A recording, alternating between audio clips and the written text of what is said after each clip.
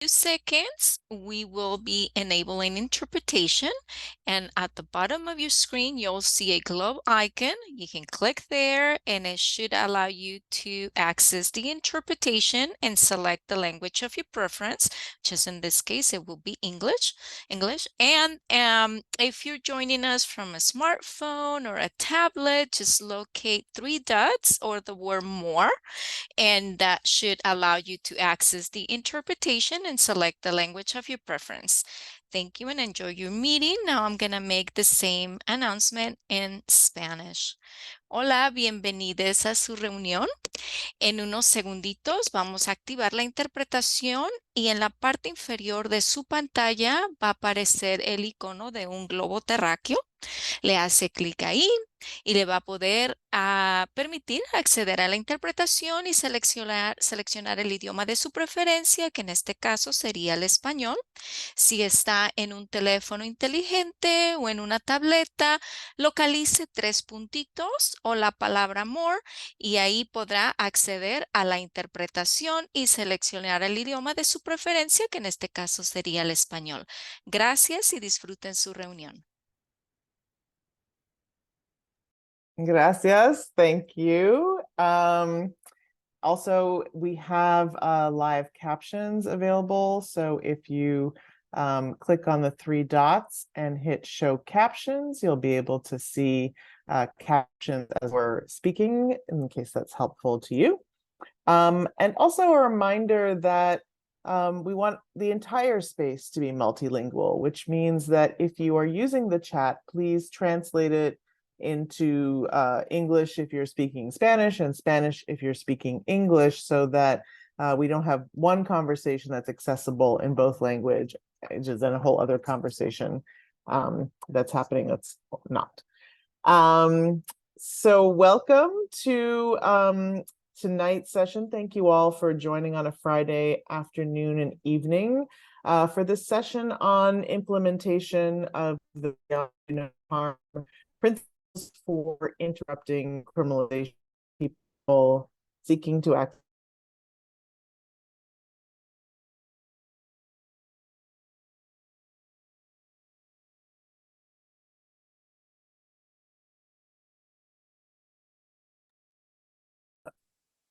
Hey, it looks like Andrea froze. Just 1 second. Oh, are you back?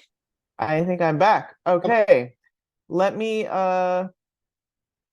I'm Andrea, and I'm in Detroit, where internet access is not the most stable thing. So I'll stop talking in a second and get on a different network so that hopefully it doesn't happen again.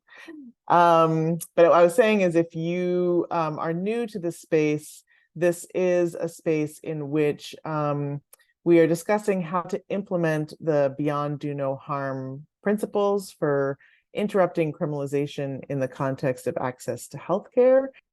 These are principles that were developed by folks in the reproductive justice, gender justice, migrant justice, disability justice movements around folks who are experiencing criminalization in the context of seeking reproductive care, including abortion, but also parenting, and living with HIV, and other stigmatized health conditions, and also engaging in criminalized activities like the sex trades or drug economies.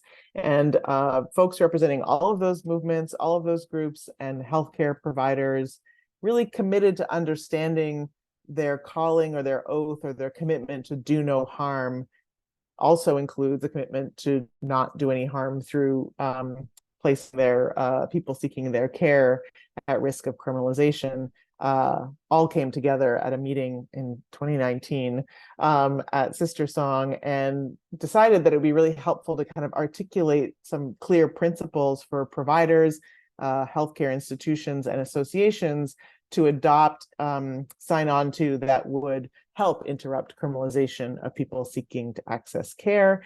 And then we thought, okay, we'll workshop these with different populations who are impacted, and kept with different populations of providers, and did that for a couple of years through the pandemic. And then when the Dobbs decision came down and the attacks on access to trans healthcare began to really just continue to intensify in the summer of 2022, we thought, okay, enough workshopping. Let's launch these so people can really get into conversation about how to implement them. And so that's what these sessions are. We've held a principle roughly every month, sometimes 2 a month, sometimes we take a break on each of the 13 principles that we came up with. And today's session is on principle number 4, stop the practice of calling the cops on suspicion of fraudulent identification documents. And this was really present for us when we started the process of developing the principles, because there were 2 cases that had just happened in Houston, Texas, where people went to access healthcare, particularly one case that's I remember where an undocumented person went to access healthcare because she had an ovarian cyst that was bursting, it turns out. And when she went to get care at her doctor's office and get it attended to, and for folks who know what I'm talking about, know it's an extremely painful situation, she handed the front desk staff her ID, which was not official ID, but it was some kind of ID that she was able to use in her life. And they looked at it, and because I think the gender was different on it than what she was presenting, or there was something about it that made them concerned, they called the sheriff, and they took her into the procedure room. They sat her down. They had her wait there as if she was about to get her procedure until the sheriff came, and then instead took her in without her condition obviously being treated, and instead being subjected to the additional harm of criminalization. And so that really stood out as like, we have to name this, particularly under the context of, at that time, the Trump administration that was explicitly targeting migrants.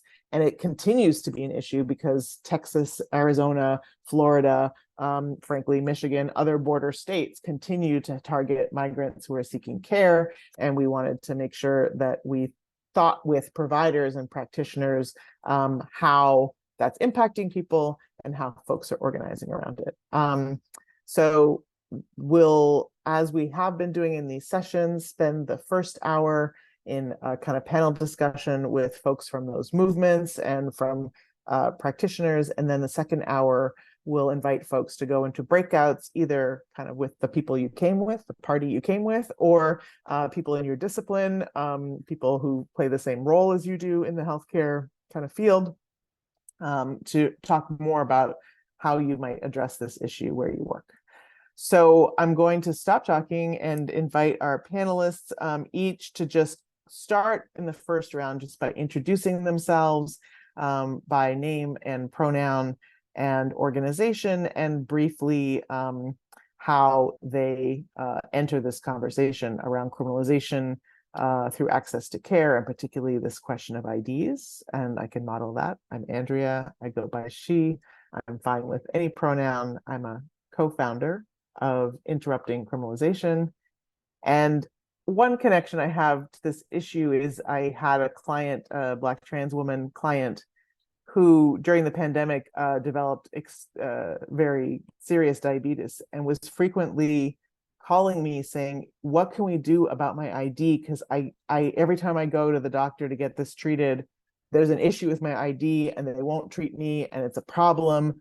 And so I keep having to go to the point where I'm so sick I have to go to the ER, where they don't make so much of a fuss about my ID. But as soon as I'm like relatively stable, my ID becomes a question, and then I get treated before I'm fully stable. And just the increasing desperation and my increasing anxiety about how to help this person in that condition is something that brings me to the conversation. So I'm going to invite Gabriel from Transgender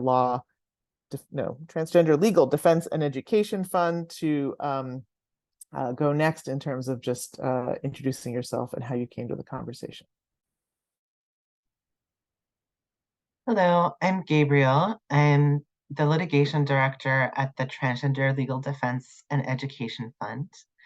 I also co-founded the Alyssa Rodriguez Center for Gender Justice, and I use he and him pronouns. I'm a white person, bald, facial hair, and glasses. And for 20 years, I've been working with trans people as a lawyer, often around issues of access to healthcare, access to ID, and surviving criminalization, and the ways those things come together. And I'll just leave it there.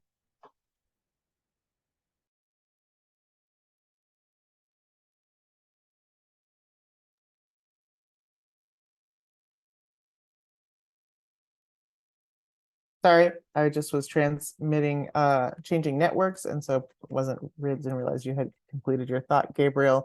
Thank you for also modeling visual descriptions, which I didn't do. I'm a very light-skinned Black woman with curly hair and glasses, sitting in my living room with some art behind me. And I will turn it back to Jack from the Transgender Legal Defense and Education Fund to introduce themselves. Thank you, Andrea. My name is Jack Einstein, and I use he, him pronouns. I am a white guy with a short brown beard and short brown hair. I'm also wearing black glasses and a black polo shirt. I'm a paralegal at the Transgender Legal Defense and Education Fund. And for our interpreters, we sometimes call that TLDEF. That's TLDEF, if that helps. I'm coming to this conversation having dealt with my own issues with identification as a trans man. It's a kind of perennial issue for all of us. And most of my work in and outside of TLDEF involves working with formerly incarcerated trans people and currently incarcerated trans people, and the issues that they have with their own identification and housing, accessing care, and just general the criminalization of being trans in some cases. And I'll leave it at that. Thank you. We'll definitely come back around to hear more about how you're seeing that play out. I will now pass it to Diana to introduce herself. Hi everyone, hola todos. My name is Diana Perez-Ramirez, pronouns ella, she, her, and I am a light brown person with curly-ish hair, and I'm wearing a blue shirt. And I come to this question through growing up undocumented in Arizona. I am currently working with the Latinx Therapist Action Network, and in this role, we organize mental health providers to bridge the gap in our migrant justice movement to be able to address the trauma that our people face through the immigration injustice system here and just the criminalization of migrants in this country. But I come to the question through that experience of living undocumented, growing up undocumented in Arpayos, Arizona, and being, like that being an issue with our community, but more so when it became something that addressed, like connected to law enforcement, was when people were not able to pay or were not able to show a social security number. And oftentimes, if their care was becoming too expensive, they will involve authorities so that they could see people be deported so that they weren't incurring any more costs. So that was one of the biggest issues, not more so the ID being presented. Maybe because here they had more access to the consular ID, but I also worked and lived in New York City, where that was one of a big strategy around municipal IDs for a sanctuary movement there, and it was not something targeted so much, and I don't know if it is being targeted now, but it was utilized by everyone to have a lot of perks in the city. So yeah, so that's where I come to that question from. Thank you so much. We're going to come back to, yes, the workarounds. But I really appreciate you raising the question of sometimes often it's a financial consideration. So we'll come back to that. I'm going to go now to Sydelle to introduce themselves. Hello, everyone. My name is Sydelle. I am a Black woman with a bob cut and a cream shirt. I work for the Black Alliance of Just Immigration. We primarily work with Black immigrants. And I come into this space on a personal and a professional level, working with Black immigrants. This is a common topic, as well as in my personal life, I am an undocumented Black woman. Thank you so much. And last but certainly not least, inviting Lynly to introduce yourself. Hi, everyone. My name is Lynly Edges. My pronouns are she, her, hers. I am a white woman with brown hair pulled back in a bun and a black blazer and a green dress underneath. My pronouns are she, her, hers, and I'm the legal director at Transgender Law Center. I come into this conversation with, I think about 15 years of experience, legal experience working with transgender people, with migrants, with supporting people accessing identification, and looking forward to this conversation. Thank you, Lynly. I'm smiling because you said how long you've been providing legal services, and I had the honor of hiring Lynly as a legal intern in their first job. So I was like, wow, 15 years, long time. And so much that you've accomplished since then. I'm so proud. So yes, to each of you sort of started talking about how accessing particular forms of identification or lack of access to those forms of identification contribute both to criminalization, as Diana was saying, the cops being called on you and you being taken out of care into criminalization, or just limiting access to care, not wanting to go because you know it's going to be a thing, even if it's not going to lead to you being deported. And I just want to also really just even highlight, as you all are going into this, where the intersections are between migrant populations and trans populations, having a very shared experience of both being targeted and of this issue around ID, and obviously to note that those populations intersect. So it can be a multiple source problem. So Gabriel and Jack, both of you are at TILDEF. Tell us how the folks that you work with are being criminalized and not able to access care based on ID, and in ways that providers might not understand when they're on the other side, just kind of helping people, like once people arrive in their office, they maybe don't know what they had to produce or what barriers they might have faced coming in, or how they didn't even get there because they were criminalized instead.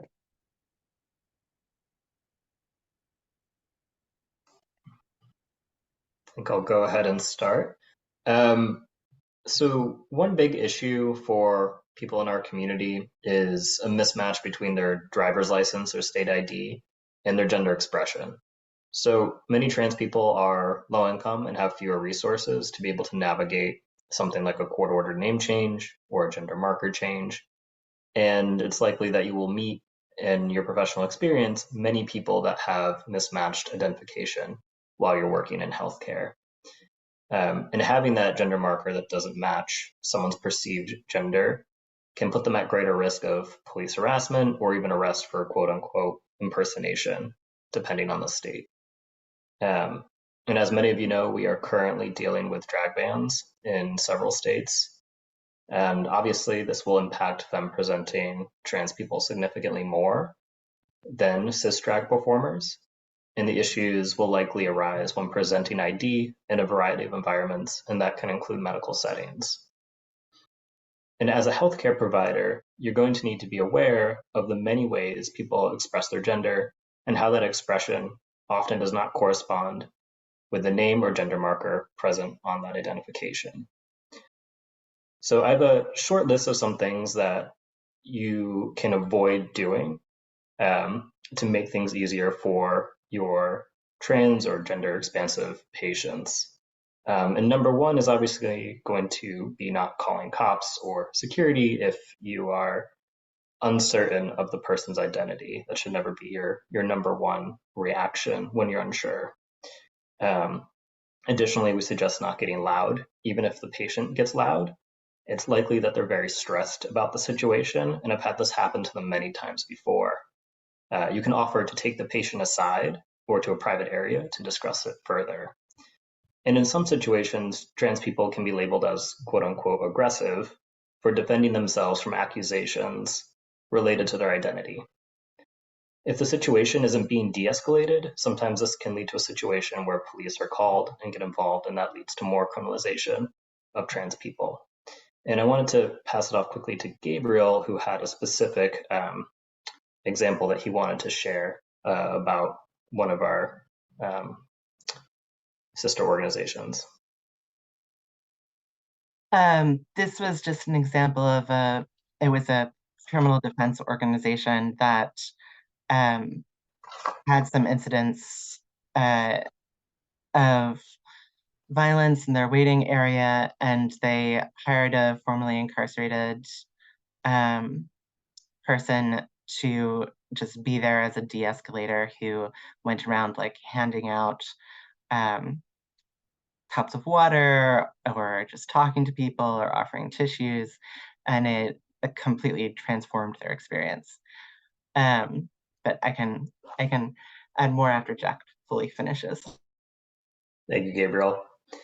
And I'll finish it off by just saying that you should remember that involving law enforcement will only decrease a trans person's access to care. Continued poor experiences with staff or law enforcement in medical settings may push a person to turn to self-managed care by getting medication on the street. This is not only super dangerous, but is also extremely expensive for low-income trans folks, and it might require finding alternative ways of making money to cover those costs. These practices would increase a trans person's chances of being picked up by the police, further adding to the cycle of trans people, especially trans women of color, finding themselves incarcerated. I think we can move on to Gabriel. And I'll also add, so yes, a lot of us have ID where that doesn't look like us. The name or the gender marker or the photo is different than the way we're presenting our gender. There's also a lot of trans people who just don't have ID. Trans people are more likely to be unhoused. There are, as Andrea just mentioned, a lot of undocumented trans people. There are trans people who are fleeing intimate partner violence or family violence. All of these are groups that are not likely to have ID, or at least the type of ID that's going to be recognized as valid.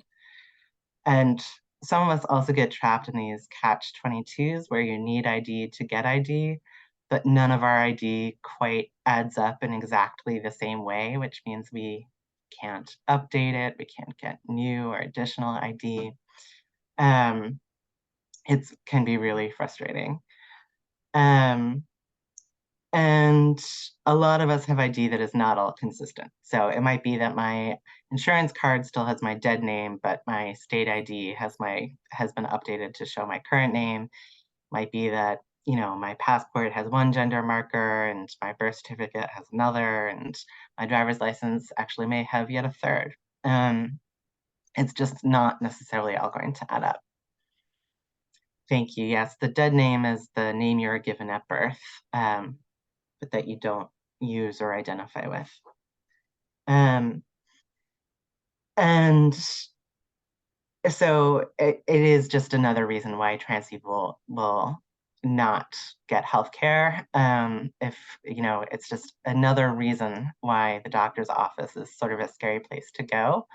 And there was actually this study that they did looking at low-income trans women of color who were just starting out seeking a name change and those who had gotten a name change 9 months earlier.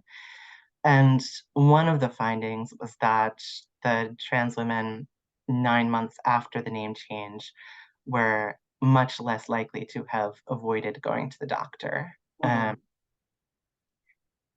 So it really does have an impact.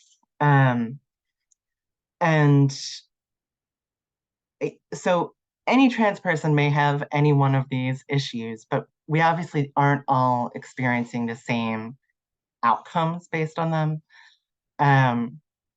This is such an old example, but it had such an impact on me. I just always want to share it. I was in New York during 9/11, and after that time, they put up these barriers on the streets where they were checking everyone's ID just to walk down the street.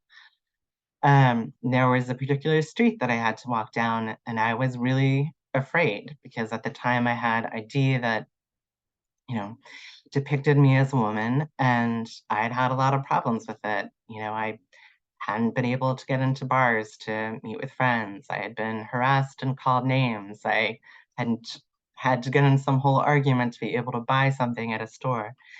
But I didn't actually have to worry because when I approached that police officer, I approached at the same time as somebody who I think was a young Black cis man, and they waved me past without even really looking at my ID. And him, they stopped, they looked at his ID, they searched his backpack, and they frisked him. And then they let him go. And for people who are getting stopped and frisked and getting their ID scrutinized, and for whom their ID also raises questions, things can go worse than either of the two of us experienced on that day.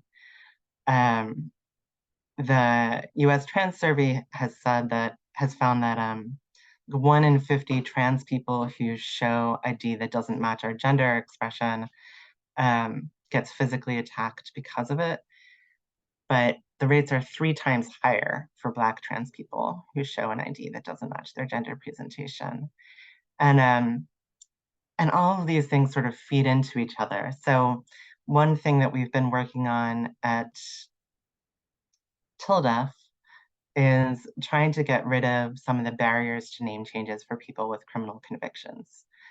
And one of my clients in Pennsylvania, who hadn't been able to change her name because she had a felony conviction, tried to get in somewhere. She was eventually allowed in, but they misgendered her loudly in the process. And after she finished and left, somebody followed her out and attacked her in the parking lot. So even if there isn't violence right at the site where your ID is checked, if you get outed through that encounter, then it can hurt your safety down the line. And she was able to get her name changed, which was a huge relief to her, but so many people still aren't. And I will wrap it up. Thanks so much. There's so much in what you all were saying, but I just appreciate the connection between what happens on the street when someone asks you about your ID, which healthcare providers might be like, well, it's not my, realm, that's happening by the cops outside. But the fact is that that's what's playing in someone's head when they're being asked again in the office, right? And to keep that in mind, and to try to de-replicate that experience as much as possible, because it's going to feel probably very similar, or at least feel like it has similar stakes. I'm going to come to you, Lynly, next, because you're raising your hand and have something to add there, and then back to Diana and Sydelle. Oh, sorry, thank you. I just want to add one thing, is that it's also important to remember what people have already experienced by medical providers in the past. And a lot of trans people and a lot of immigrants have experienced very, very bad things. Like, medical providers are not always nice and have done, I'm not going to give some examples of some of the horrible things that have happened to people when they've tried to access care, but it's important that medical providers, as well as the front desk, remember that's what people are walking in there with. So it's not just about showing that ID, which can be very scary. It's also holding in all of the experiences someone might have already experienced, their family, their friends when they've tried to seek care. So even if the medical providers, the PAs, the NPs, the doctors, the nurses, all the people who are doing a great job providing that care, if they're not also training their front desk staff to understand what's going on and to treat people with in a certain way regarding names and types of IDs or no IDs, that person is not going to be able to access the care they need and that they deserve. So I just wanted to raise that small point up, that it can be a bit larger because people are walking in with their own histories. Thank you so much, Lynly. I want to go to Sydelle for a second one thing I remember hearing, and I'm trying to remember when, but it really struck me, and this was a Baji sort of finding, was probably it was around the Trump administration intensification of of anti-migrant action, but that Black pregnant people who did not have immigration documentation or ID that would be accepted at a hospital were really making decisions about accessing prenatal care based on like, am I going to get picked up? And that ICE was in prenatal wards in New York, and people were kind of waiting, knowing that, you know, people had to come in for prenatal care, and people were like trying to make this choice about, am I going to go in for the prenatal care and risk being snatched, or am I going to stay home and not get it? And I'm just want to lift Baji up for telling that story, because it's one that needed to be told at that time. But I'm so curious how you're seeing this impacting Black folks now who are migrants and struggling with ID questions. Yeah, I thank everyone for this conversation, because this comes at a time where we're currently experiencing an influx of Black migrants throughout the country. We've seen it in New York, we're seeing it in Houston, and then we also seen it in California.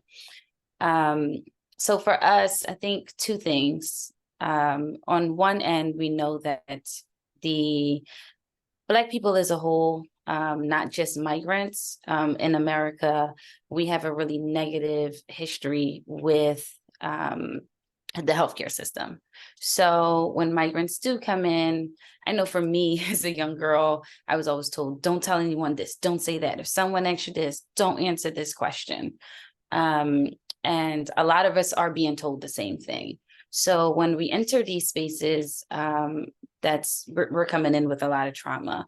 But for a lot of us, we aren't entering these spaces. And that typically either leads to lifelong illnesses, sometimes sadly death, and then also just family separations, or just separation from your loved ones because you are being picked up by ICE. The healthcare system is sharing information with Homeland Security and ICE. So we're seeing that a lot. But then on the other end, we know that for Black migrants, a lot of our IDs have a different name than what we know, a different name than what we go by. So a lot of times you get into these spaces, you finally have the heart to go, and you're filling out a form, and you might write Keisha, but your identification says a completely different name. And this typically leads to them now being introduced to the criminal system because cops are being called. And the reality is that's a cultural thing. A lot of Black migrants do not go by their birth name. Some of them don't even know their birth name until they're migrating or some type of family story happens. So that's two things that I just want the healthcare system to really keep in their mind as they're interacting with our population. So much really strikes me from what you're saying, Sydelle. One is that I didn't know my Auntie Peggy's birth name until literally like 2 years ago, or several of Jamaicans are known for, as are many groups, for having, names that have nothing to do with what's on your birth certificate. My Uncle Tubby, who was skinny, that was not his birth name, right? So I think that's a similarity with trans populations that we wouldn't necessarily think of between, cis migrants, Black migrants from particular, countries, cultures, communities, and trans folks that we can see possibilities for, real shared solidarity, but also coming up with solutions or approaches that recognize that.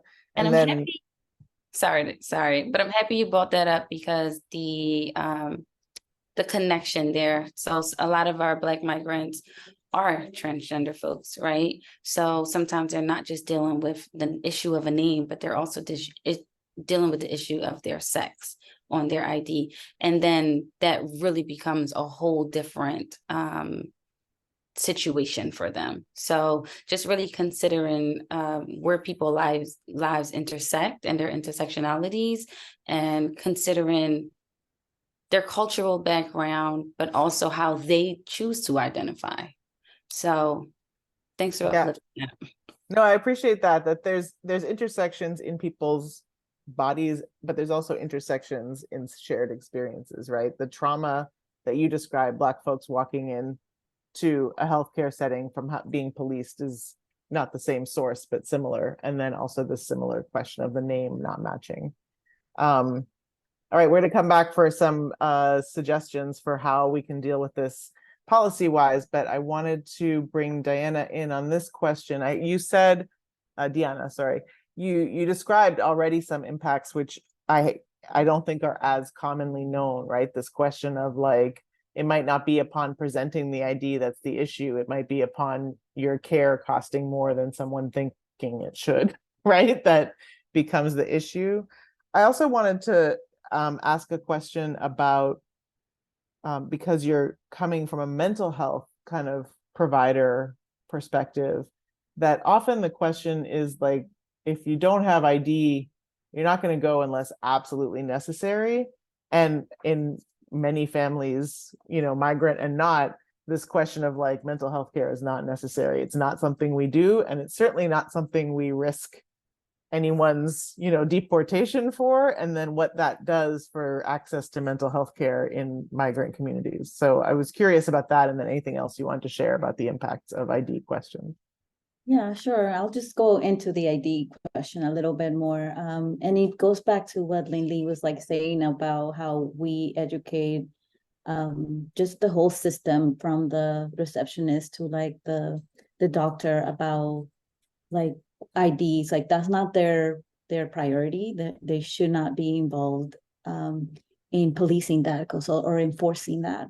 But it happens a lot, and it's a lot of like internal cultures in those systems that need to be addressed, because it enables providers to be able to act on their bias and their own like prejudice and racism against immigrant folks.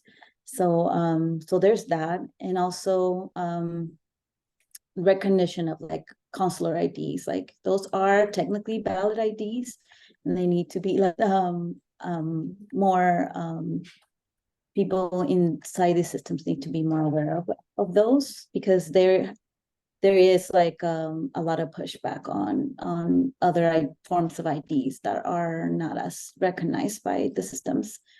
Yeah, so in terms of like utilization of like services, there is a deterrent, because people overutilize the emergency care for not just like all like health, overall like physical health, but like mental health as well. People overutilize it because they know their process of intake is a little more expedited, and there's less of a probability that they will turn them around, like there is in like non-emergency care. There is a lot of buts when they can access access all the prerequisites, including insurance, which is a big one. So I would say making sure that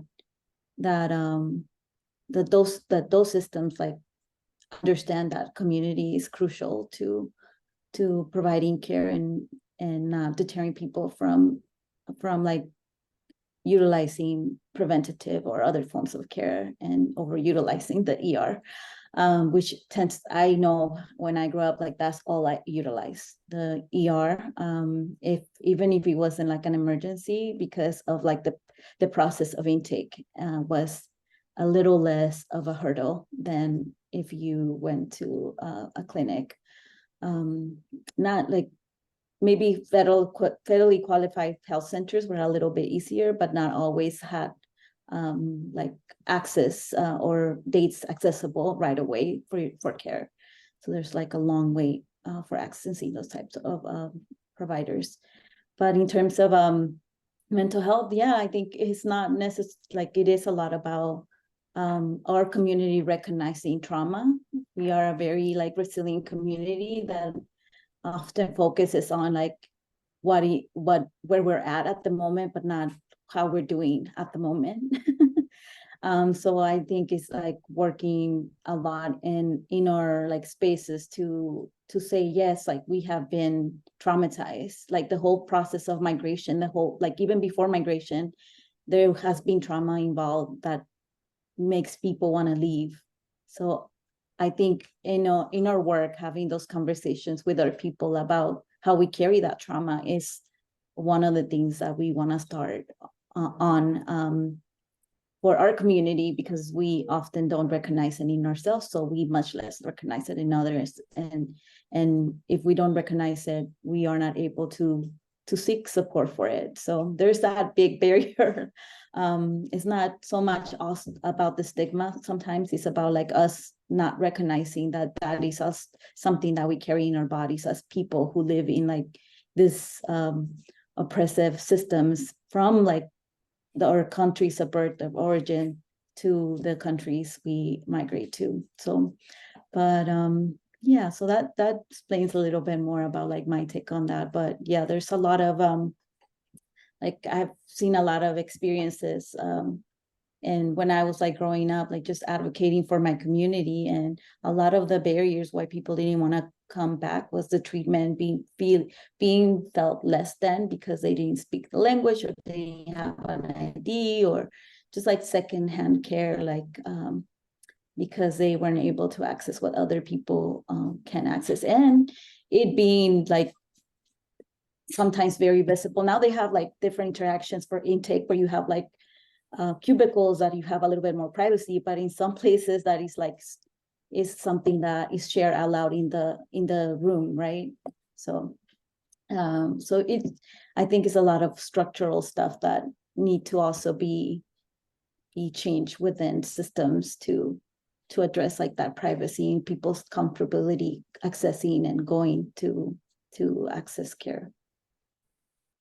Thank you so much. I just want to lift up that folks have already offered so many kind of solutions or potential campaigns to join. So one is a campaign for recognition and a campaign to enable people to access more kinds of ID, right? You mentioned municipal ID before, which is like, let's just make more kinds of ID available so that people can access care even if they don't have access to government ID, of a particular kind.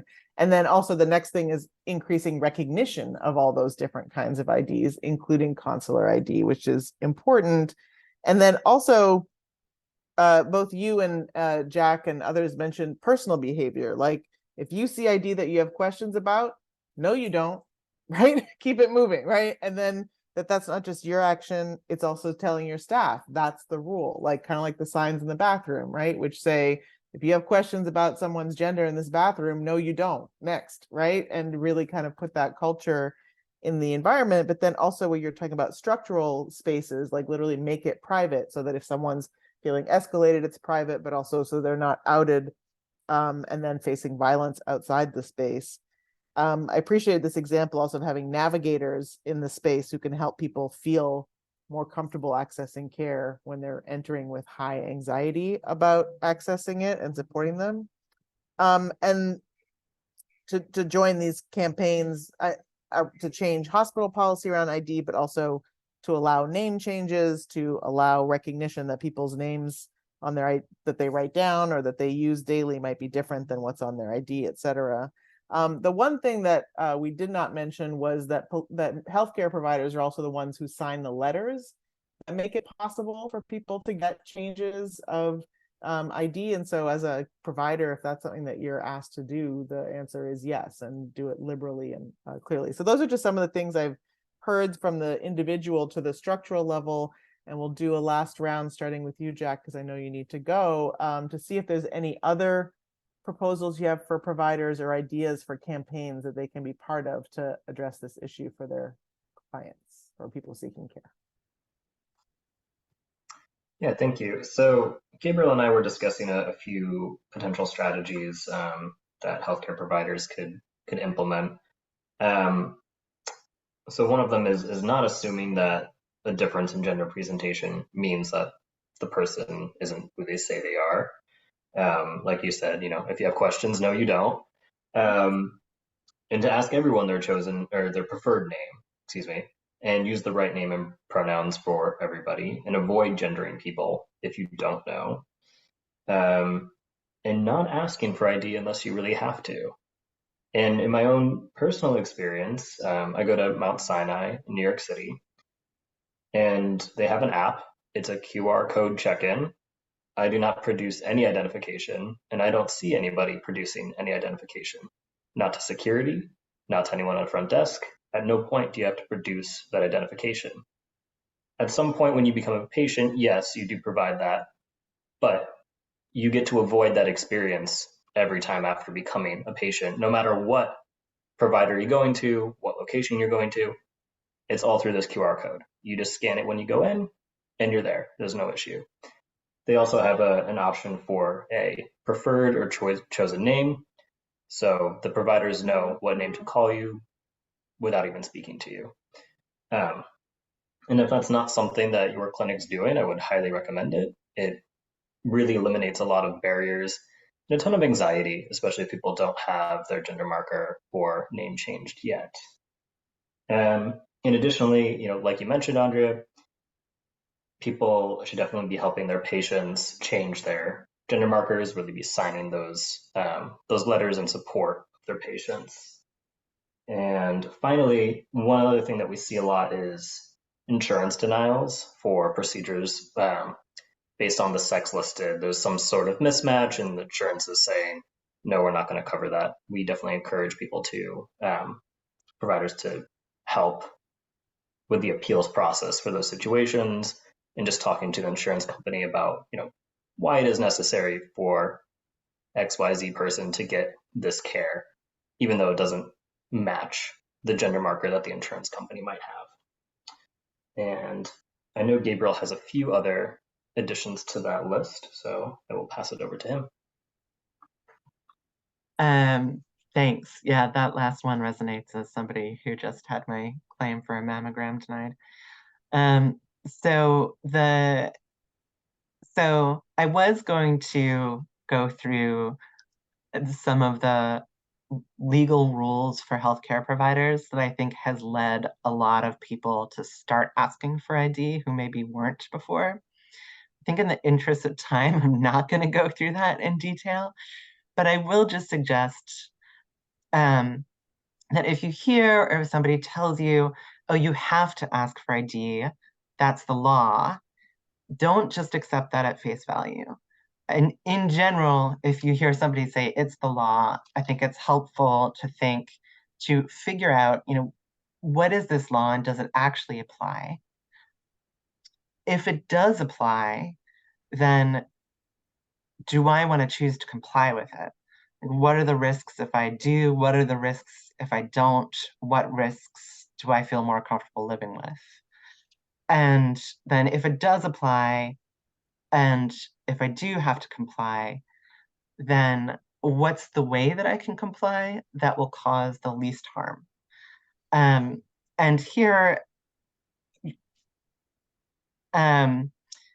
it is not the case that all healthcare providers need to be asking for ID. And it is certainly not the case that healthcare providers need to call the police if they think something is wrong with somebody's ID.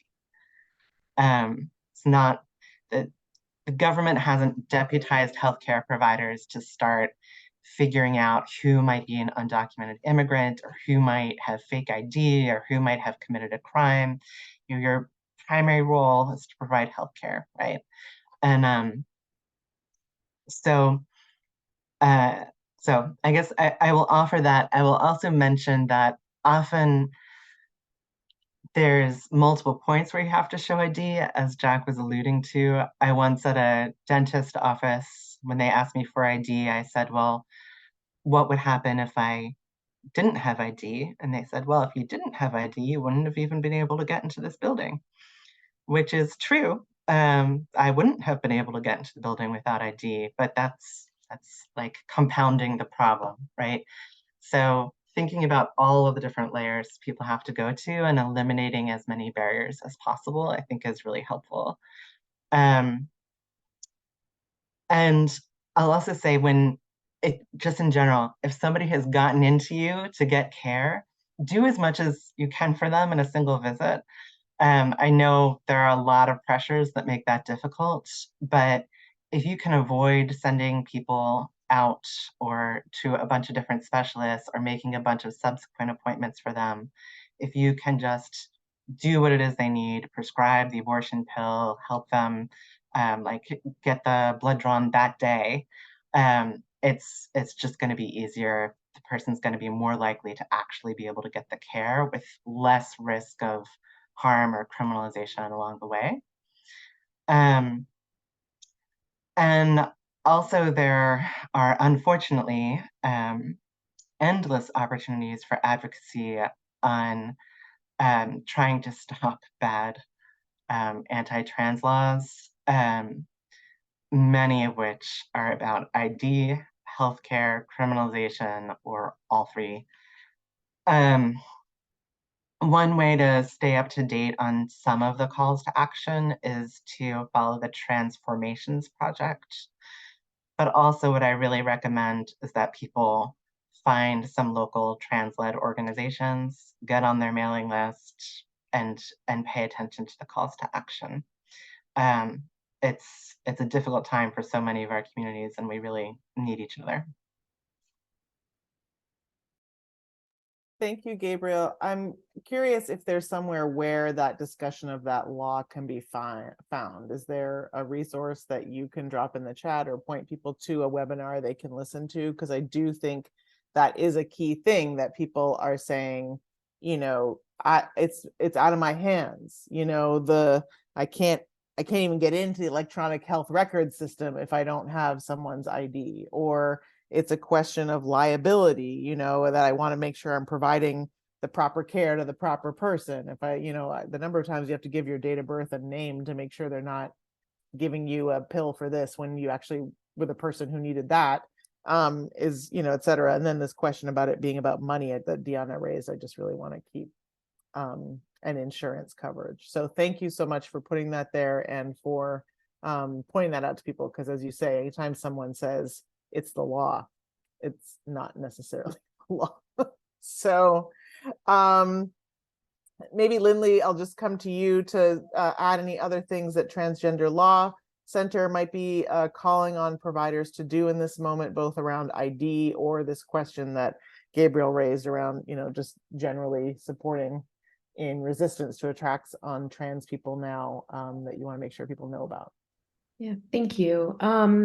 Just a couple. The first is when something does go wrong at a medical office, which it will, someone might be misgendered, some issue might happen with the ID. Please make sure you actually apologize to the patient and then actually do training about it. It's really important to just acknowledge it. It creates a better relationship. And honestly, we all should be taking accountability when we mess up. I also, you know, we're going to continue seeing an increase of criminalization of trans people, of migrants, in so many different ways. It's only getting worse. And medical care is where we're seeing a lot of that focus. There's a lot of amazing people doing really great things. But before you kind of decide, oh, I'm going to start doing that, check in with the local orgs who are doing this work on the ground first. The community workers, I'm not saying check in with the lawyers, because lawyers are fine, whatever, but check in with the grassroots groups who are organizing, because there might be some unintended consequences that this whole idea seems really great. Like, we had some stuff happening with the municipal IDs so many years ago, and there was some great things about that.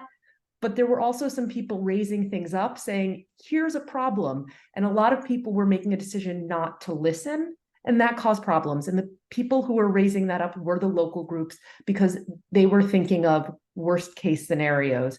I often think worst case scenarios. So I just really want to raise that to just do that check-in with the local group. Don't put more work on them, but just ask, is this something we actually should be supporting? Or even better, how can we support? And then the last thing I just want to say is, as we continue to see this criminalization, increased criminalization of access to medical care, we're also going to be seeing medical providers kind of turned into reporters in ways that is only going to get worse. We already know it's happening. So really think about what you actually need to put in someone's medical record, why it needs to go there, and is there another way to do it? I'm not saying don't include important things that actually is relevant to someone's life, but there's a really good chance you don't need to put someone's immigration status in their electronic medical record. It's, for the most part, probably irrelevant, but with this increased criminalization we're seeing, with the ability for the government to subpoena people's medical records, I know you're thinking that's not possible. It is, and it's going to get worse.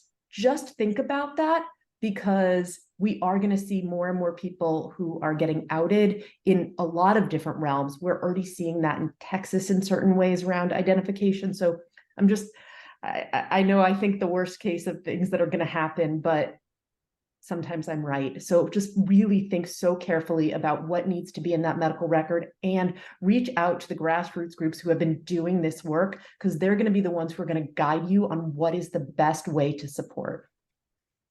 Thank you so much, Lynly. And it's interesting because sometimes people think that putting something in someone's medical record, like undocumented, don't ask for ID, might solve this problem, but then it's creating another problem because it's creating an electronic health record that could then be accessed by another provider who won't take the same approach, or the state.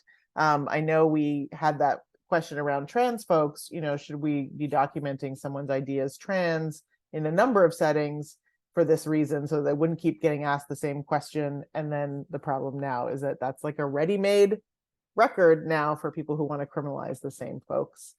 And for the municipal ID, it was, are we creating now a record of people who don't have access to other ID? And I appreciate what you were saying, Diana, is that the strategy was, we'll give enough perks to people who access the municipal ID that there's cover, because everyone has one. So it's not just a database of people who can't get any other form of ID. So again, it's this part of making more ID available that is not stigmatized.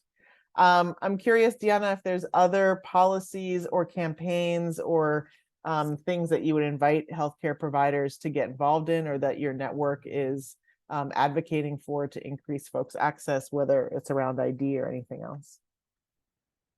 Well, Mi Gente has been doing a lot of work in lieu of just understanding like the pervasiveness of like our criminal enforcement like systems and like different law enforcement systems in trying to circumvent like sanctuary laws.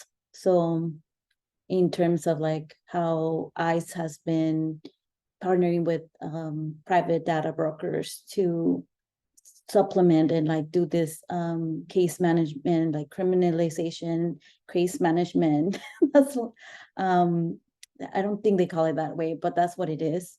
That they are partnering with this different like data brokers and like data management analysis companies to just cross-reference from phone records to like property records to vehicle registration data, all these different data, and selling it to ICE so that they can build like this case management systems to identify people who have not just like a criminal background necessarily, but people who have civil violations of immigration. So they have this no data for ICE campaigns where they have been working with different local groups to look at how ICE is undermining like the laws around, like sanctuary laws that include sometimes municipal IDs, to still get access information of the community there that is undocumented. So I'll add it in the chat as well. Thank you so much. Oh, wonderful. I was just looking for it. I found the Mi Gente site, but thank you, Francisca, for putting it in the chat. And I think that sometimes when people think about no tech for ICE, they are thinking about license plate readers, fingerprinting, and secure communities and all those programs, and they're not thinking about electronic healthcare systems as part of the tech for ICE. So I'm really grateful to you for raising that. And last but certainly not least, Sydelle, I'm so, as you're saying, the number of Black migrants is increasing exponentially in all places, not just at the southern border, in all entry points. And Baji has been leading a number of campaigns to kind of address the specific concerns of Black migrants. And I'm curious if there's ways that you are inviting healthcare providers into that work. Yeah, I think our biggest thing is always that the healthcare system in the end should partner with grassroots and community members. Like when you're making decisions, it's important you're making decisions about these people essentially, right? So it's important to go to them for the answers, because I'm not going to sit here and say I have the answers. Your community have those answers. They are the ones that should be leading you in your work. So we want to consider that. Baji has been in the past. We were a part of some campaigns, but we've learned from our mistakes. Because in the end, what we learned was that a lot of data sharing was happening. So we saw that in Cali, and then New York decided, okay, we'll try to get IDs for immigrants, but they were smart about it. They said, we're going to learn from California's mistakes, right? And they wanted to do no data sharing, because the reality is, for the individual, IDs give you a sense of security. I know for me, I literally remember I have all of my IDs because I have to renew it every 2 years. And I remember just feeling like, oh my God, like I have this thing that can open me to resources. But that doesn't necessarily mean that people are accessing those resources. So also considering like, how are you getting those resources to those people? And that to me goes back to working with these grassroots organizations and making sure that you are aware of these resources, because if you don't know, then you can't refer people out to community resources. And I think in the end, community is the answer to it all. We work with our communities, we can build our communities. We have the answers within our communities. We just need to give them the tools to be able to find it. And we just need to partner with one another so that they're accessible. Thank you so much for that, because I think it's both the community knowing which clinic is gonna not make a fuss about the ID and where they can go, but it's also the clinic knowing, okay, I'm sorry, I can't I can't change the hospital policy just yet. We're fighting for that. But I know that this doctor also sets up a free clinic on Saturdays at this place where we're not at the hospital. So there's no similar ID thing, right? So go there maybe, or go to the health fair and see if you can pull aside and talk to them. So I think there's so many ways that we can build with community to get around so much of what we've been talking about. So I feel like that's such a beautiful place to end in terms of really being accountable to communities, as Lynly and Gabriel were saying, be in conversation with community. And Francisca was talking about sort of the work we need to do in community also to understand even, what kind of care we need, that we can even get to the place of accessing it, right? And not just sort of being like, just survive today, just be here today, as opposed to accessing care.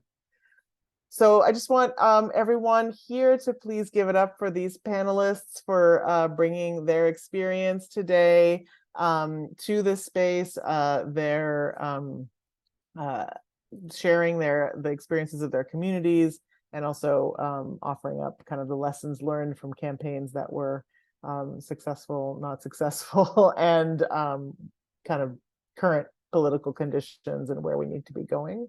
And what care providers can be doing. So with that, we will pause, release the panelists. If you want to stay for the next part, please do. And if not, feel free to go about your evenings. But the next part is for providers to get into breakout rooms that correspond to either kind of the crew you came with, your pod, or the folks who share kind of your role. If you are the front desk receptionist, then get in the front desk receptionist room to talk about how you're going to navigate that. If you're the ER nurse or the kind of first line nurse who does the first interview before the other providers come in, get into the nursing room and just talk about how you're addressing these issues where you are and how ideas that you have for based on what you heard tonight about how you could be doing things better or even differently. So I'm going to pass it to Maria.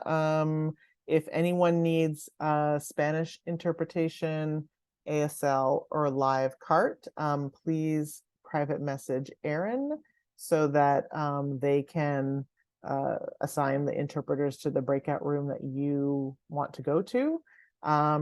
And then folks can get into those breakout rooms. But again, everybody, please thank our wonderful panelists for being here tonight, for sharing. And everyone is now going to go into those breakout rooms to take your knowledge, take your wisdom, take your recommendations, your requests, your advice, and talk about how they're going to make that happen where they are.